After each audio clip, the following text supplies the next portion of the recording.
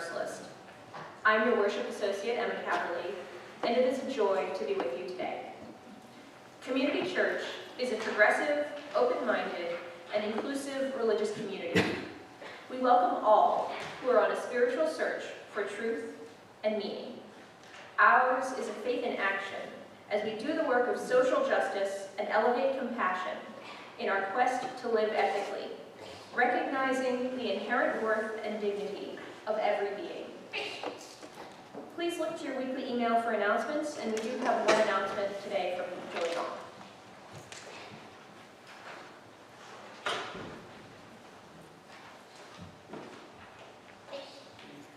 Good morning. Good morning. So February has been designated as Endowment Month, and it's the time when we try to highlight what the things that the endowment are going to try to accomplish in the coming year, and that's through our grant program. And so first I wanted to just recognize we have Deborah's here today, and I thought I saw Rebecca earlier, but I was here. That's two of the other members on the endowment ministry with me. I'm the chair of the endowment ministry. Anyway, I wanted to highlight a couple of grants that we're giving out this year, and we try to balance between grants that, sort of more directly help our church with community outreach grants. And so for the church, we're helping to fund the Avis Sanctuary signage, we're helping to fund some energy efficient lighting for the church, and some work on the ground, some sustainable gardening practices with native plants and rain barrels, hopefully. But for our community outreach, I'm very excited to say we're partnering with like two new groups this year. One is the Santosha Village, and they run a service for the homeless called the Kula Bus, which actually goes to homeless encampments, and they have a bus that's set up to do laundry and cooking and things like that. So we're looking forward to a couple of us to volunteer with that bus one day to see how it runs, and then provide some funding for some of the services they provide for the homeless.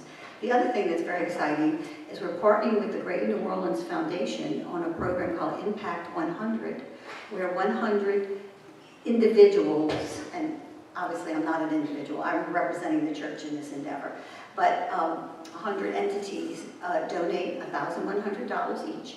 That money is combined, and then one nonprofit gets $100,000, and then two other nonprofits get, I think, $5,000 grants. So our little bit of money will impact, will be, pulled together to impact one nonprofit. And there's a vetting process and a voting process onto which nonprofit gets the grant each year.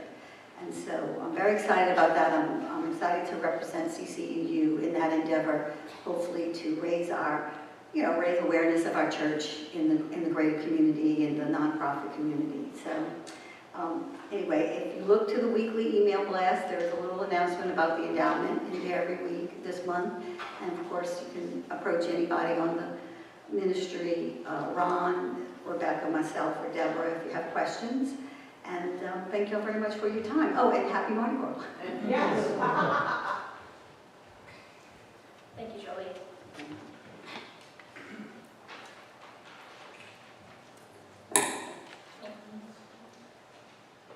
This morning we welcome to the pulpit Alexa Milano. As currently the only openly gay Lebanese drag queen in New Orleans, reaching 15 years in drag this November, Alexa's journey has been one of resilience, passion, and making a difference. She moved to the vibrant city of New Orleans with a determination to leave a lasting impact on the community that embraced her.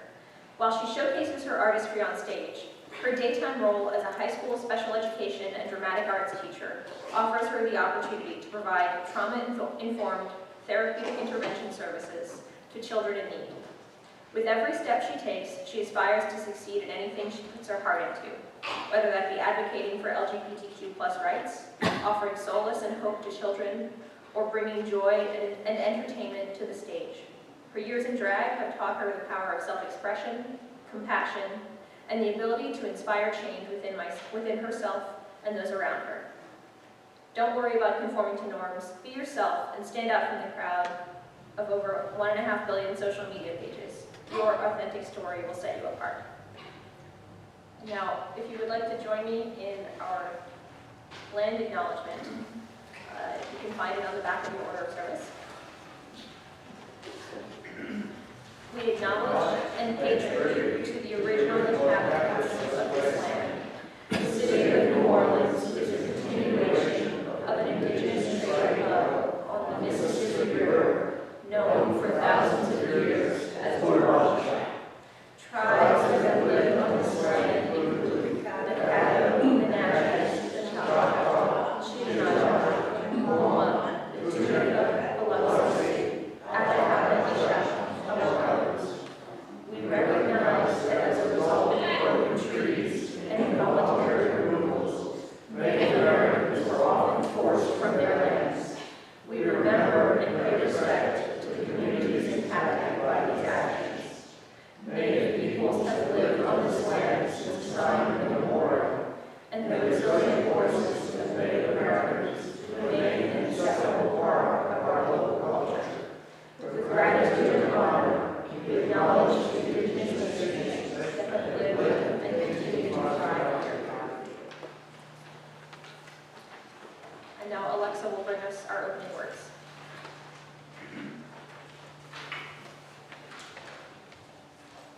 Good morning, all, and happy Carnival. Good morning. I will start with a quote from Khalil Gibran. For if you should enter the temple for no other purpose than asking, you shall not receive. The mind is a beautiful gift bestowed upon us with the hope that we open our perceptions and question everything that makes our existence questionable. Complacency is the hell on earth that cannot be seen. Live your truth, and in truth you shall be free with love and kindness. Thank you. Amen.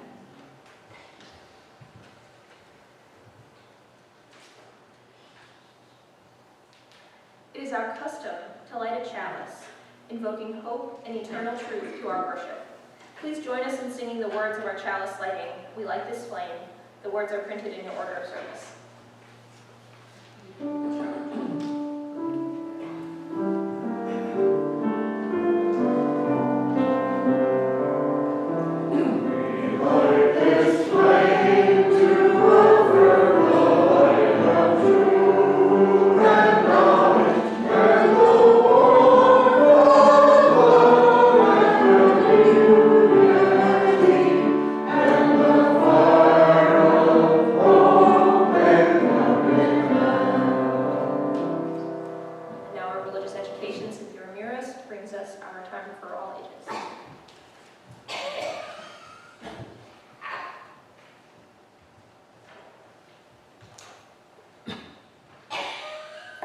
Good morning, everyone. Good morning. Well, the theme here is what I'm teaching NRE. So what I'm going to be reading is based on the message for today. It's called The Day Buddha Woke Up. It's a little kid's book. Sid Arthur was born a prince. He could have had anything he wanted, but what he wanted wasn't a thing. Sid Arthur wanted to understand the human heart. Why aren't people happy? Is true happiness possible? Looking for answers, Sid Arthur left his home. He went here and there. He tried this, he tried that, but he couldn't find the answer to his questions. Finally, Sid Arthur sat down under a tree and simply breathed in and breathed out. His mind cleared, his heart filled. He saw that happiness is always possible. Just enjoy this moment without wishing it was a different moment. Oops. When the morning star rose in the sky, Siddhartha was Buddha. He was awake he was free. The end. We don't have kids, we'll just sing them out wherever they may be.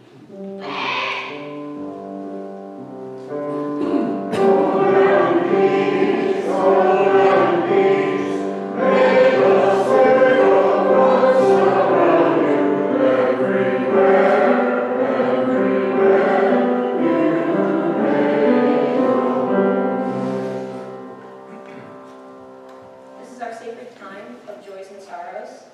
If you are online, you may write your joys and sorrows in the comment section to read aloud. In person, you may write them on one of the cards being passed out by one of our readers. We have some of this. Or you can feel free to come up to the microphone and share your joys and sorrows. We haven't changed the music, so we'll be singing hymn number 356. Will you seek in far off places? That's 356 in the hymnal, and you may remain seated for our hymn.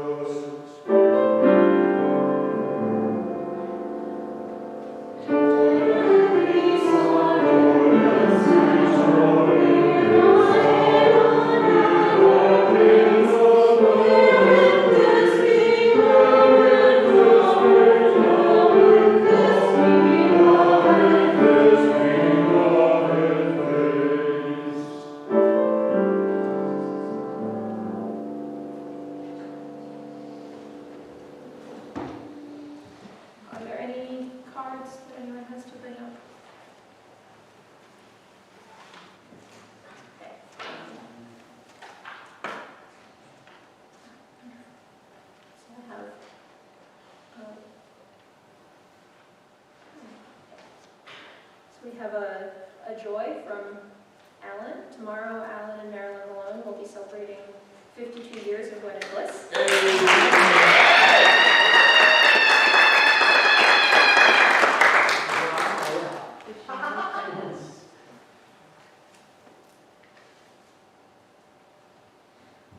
We have a sorrow that Bert Brunson has fractured a vertebra in his back and will wear a brace for a few months. I'm so sorry to hear that, Bert.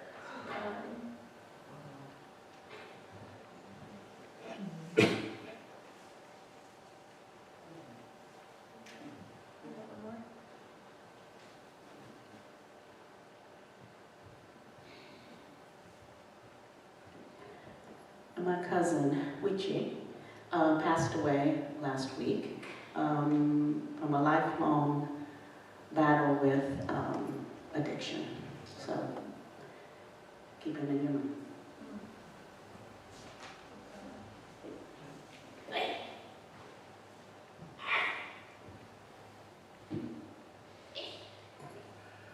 And a joy. I had the good pleasure last Thursday to spend an hour or two chatting with Steve Gorin, former member of this church. He lives over at Christwood. He will be 99 very shortly, and still is just as perky as ever.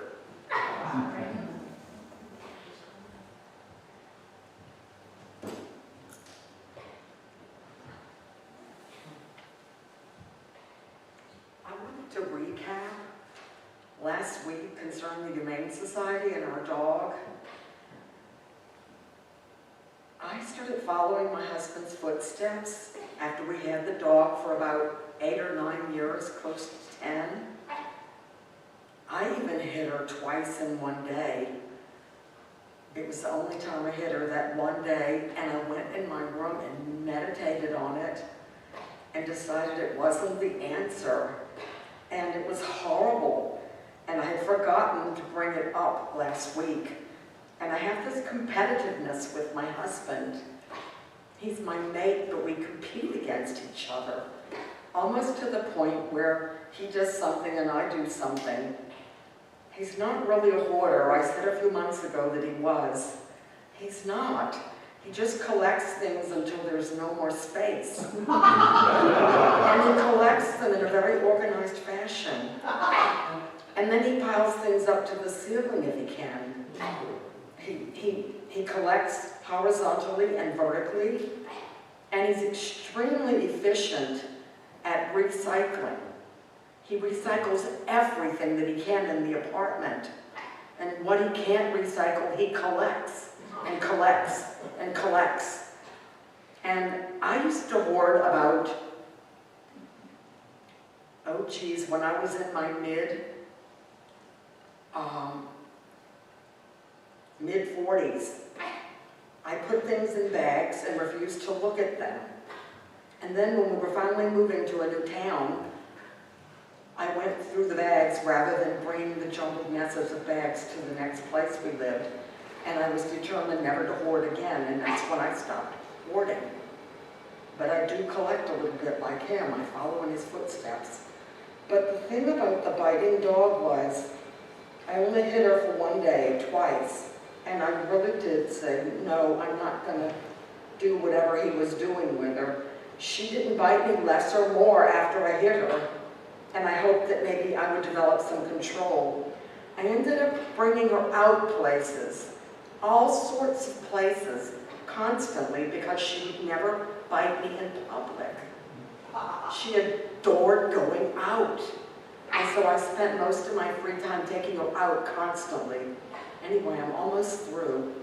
Eventually, she became where she had to have her diaper changed. She never bit me when I changed her diaper. She loved having her diaper changed, and I would clean her, and she would just be totally patient. And then after I would change and clean her diaper, if I would try and pet her, she'd bite me. The dog became as controlling as the husband I had that started the beating process. But we loved her, we really loved her. And we should have brought her to a trainer to try and grow past what happened. And I really want to apologize for having to share this, because it might be horrible in your minds to have to deal with this biting dog that we didn't go to a trainer for. But now the dog we do have, we've turned around everything. We treat her more gently than we treat each other. And my husband no longer beats me, and I'm occasionally cursing him, and I'm really trying to put a lid on it, because sometimes I can't verbally speak without curse words. But the dog we have now, unfortunately, did not replace the dog that we sent to the grave. And my husband is a worker outdoors at Chelmsford Battlefield. And if he finds an animal, he will drive it 50 miles or an hour and a half away from where we live to help it if it's in need. He was just like an Indian with a wolf, the way he treated our first dog. And I am through, but I just wanted to say the first dog, unfortunately, taught us how to treat the second one, and we are extremely gentle with the second dog. And I just want you to know that it didn't continue.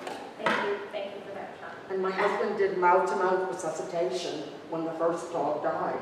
He adored her, even though he and I were just learning how to treat an animal. So we will light 2 more I candles. hope it didn't take too long, I'm sorry.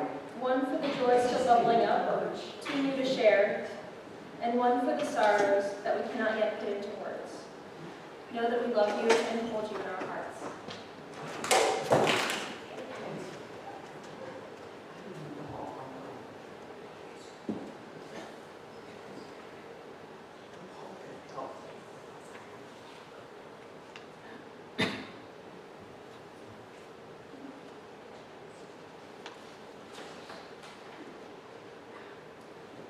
Community Church Unitarian Universalist is a self-sustaining congregation. Members and friends' generosity help us to do the sacred work of bringing justice, spirituality, and compassion to our community and beyond. You can give online at ccuunola.org/stewardship or by text at 504-370-2659, text GIVE. And you can give in person this morning. And someone will come around with a basket. We have okay. And our hymn for the invitation offering will be number 84, How Far Can Reach a Smile, number 84, and you may remain seated for our hymn.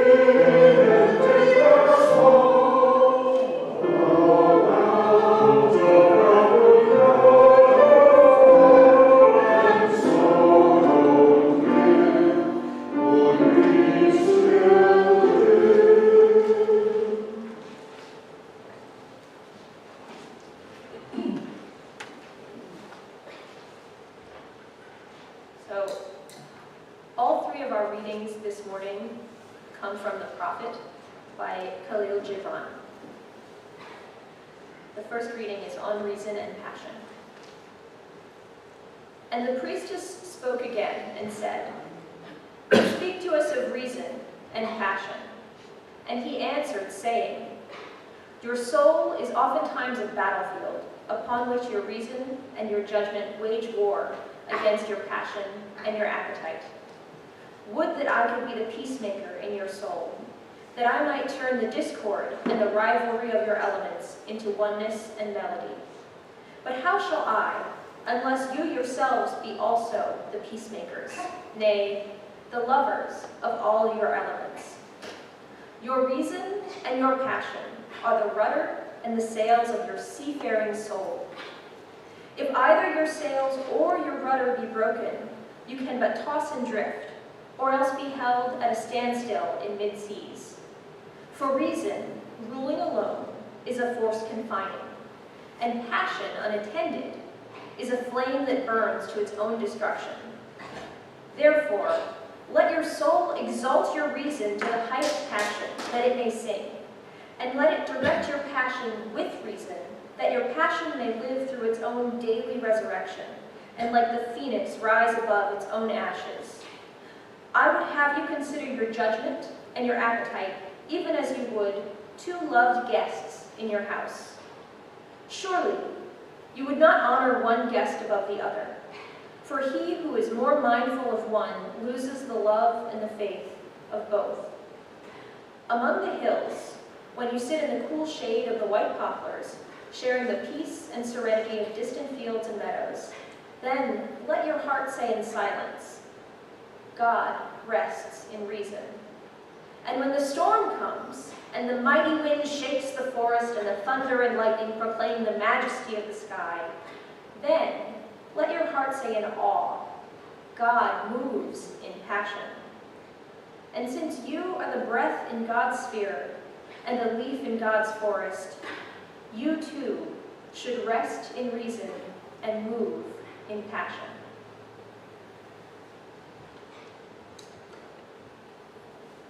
Whenever you wake up in the morning, you have a certain task to do, multitude of tasks. How do you delegate them? Are you passionate about them? Do you find reasoning to do them? Do you just go about doing things, or is there a reason for everything? We question ourselves a multitude of questions daily. What are important questions, and what are the questions that we have to find? We're driven by passion. What is this passion? A passion to live, a passion to learn, a passion to love. Do we find reason in it? Is it important to us? Why do we need to know this?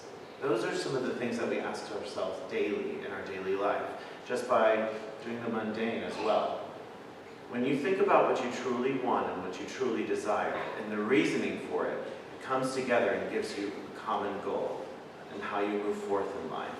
For if passion moves alone, it can drive you to madness. Have you ever heard of crime of passion? We all have. It could drive us to madness. If you overanalyze everything, you waste so much time going through scenarios that are not even there than actually finding out the true reason of it happening. So always, in retrospect, please find a balance between your reason and your passion. For them coming together, only will you move forward in peace and in kindness.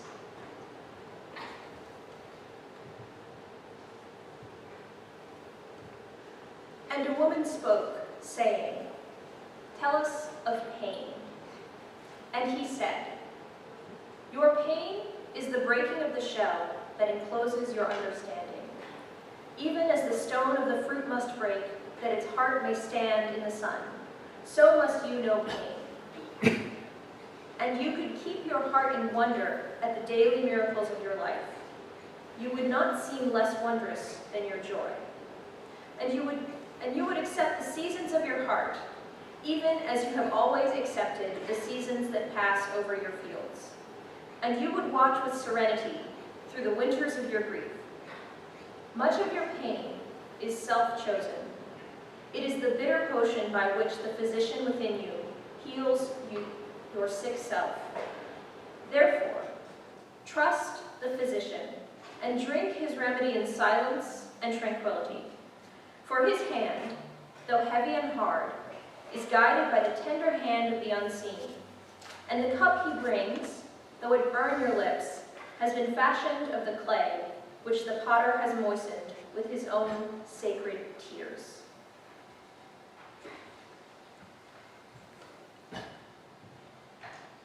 Growing up, I was very sheltered. There were many questions I had that were unanswered. And once I went forth into the real world, a lot of it was very painful to understand. And a lot of us go through that pain. We are told when we are young that there's so much that we look forward to, that there's going to be so much better things out there. And when we venture off into the world, it's kind of like the brochure and the actual building doesn't match up, right? My goodness, it's like in shambles. What do? That pain, so you choose to take it in or exude it, alchemize it, and exude it into happiness, and exude it outwardly to everyone else. Because a lot of time, people don't want to outlive their pain. They want to sit in their pain because they feel that is a sense of comfort. They know how it feels. They know what it sounds like. They know how to experience and get through it. It's a comfort blanket. But the true pain is actually experiencing it, living through it one last time to understand the purpose of that pain given to us. For I tell you, once you're able to move past that pain, will doors fling open for you to move forth. It is very painful to move through that pain, but that is why it is called pain. Pain and suffering is what we go through to understand a way that no one else can tell us, but life itself. Anyone else can tell you how to experience something, but can you really understand something unless you've experienced it yourself? Thank you.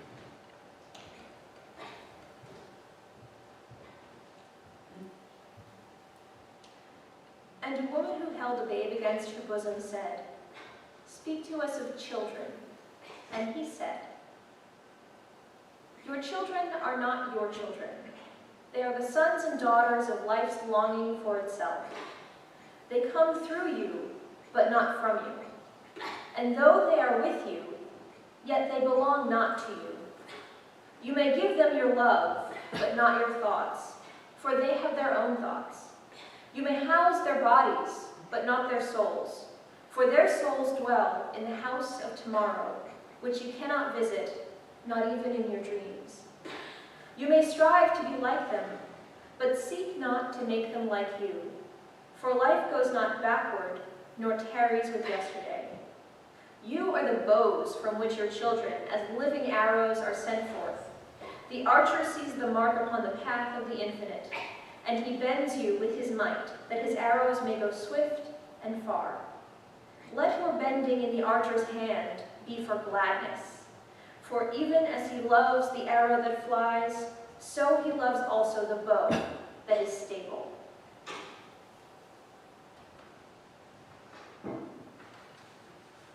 Now we spoke on reason and passion and pain. All of that pulls us back from what we're supposed to be doing in life. And in the poem where it says, like we are an arrow shooting forth, is how we propel ourselves to propel children with us. See, a lot of times this experience is very generational. And growing up, I grew up in a very traumatic environment. And when I grew up, I did not want the children of the future to be able to experience that as well. And so what I tried to do is lead by example. And that is what all of us have to do, just lead by example. Move it forward. If you feel the pain, explain the pain to the child. Explain why you feel that pain. Instead of talking at, talk to. I've seen many teachers talk to their students like a parent would, yelling at them, instead of trying to find out this young adult and find their way navigating through it. It's very painful, it is, for all of us to not only accept the pain within us, but to see the pain in others. If we treat each other as we would our own children, I feel like a lot of people would find kindness in others and not have preconceived judgments just by looking at a person. So one day if you see someone, you smile at them and they smile back, you never know. That might be the smile that saved their life. The reason I chose those 3 poems is because those are only 3 elements that could push us just out of the darkest of times. Find the passion and the reason in that pain.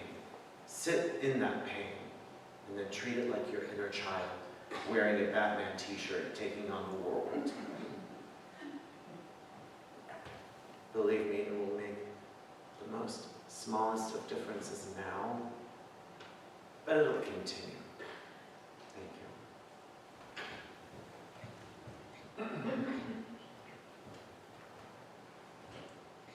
Thank you, Alexa.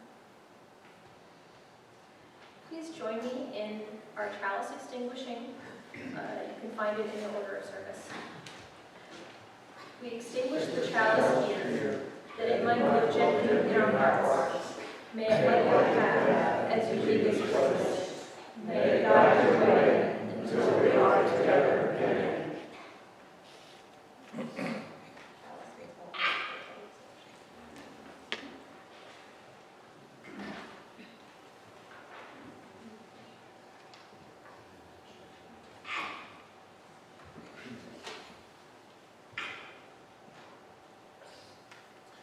And for the benediction, one moment, I have technical difficulties. Another words from Khalil Gibran, he who wears his morality but as his best garment, or better naked. Be the change you want to instill into the world around you. Though it may seem like but an iota at this time, yet like the ripples of the single drop you create over time will echo across the world for everyone to experience. Remember, it all starts with you. It was a pleasure reading to you today, and happy Carnival. Thank you. Thank you.